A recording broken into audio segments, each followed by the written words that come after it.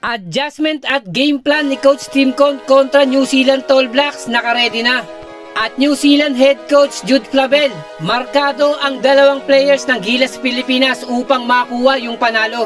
Kumusta po mga kasolid?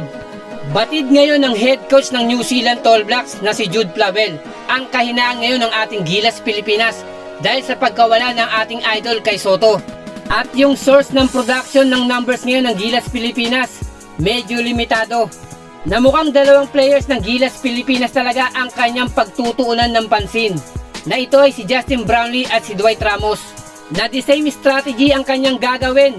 Kagaya nga po ng una nilang laban, paaasawahan panigurado si Justin Brownlee at isasama na rin si Dwight Ramos.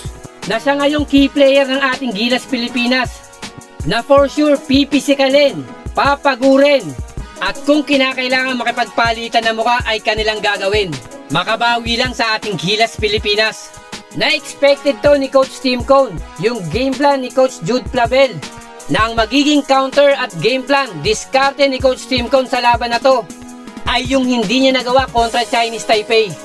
Na dito siguradong gagamitin niya na yung mga bata at fresh leg ng ating Gilas Pilipinas. Partikular itong sila Carl Tamayo at Kevin Kiambao, na mukhang gagamit ngayon ng bilis itong si Coach Tim Cone. At mas paiinitin yung outside shooting ng ating Gilas Pilipinas.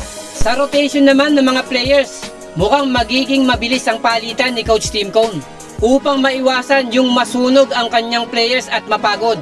At sa magiging takbo ng scoring, mukhang gusto ni Coach Tim Cone ay dikitan lang ang laban. Dahil nga magiging imposible sa ating Gilas Pilipinas na tambakan itong New Zealand All Blacks. Na posibleng balak ni Coach Tim Cone sa bandang huli o sa dying minutes pumukpok ang ating Gilas Pilipinas.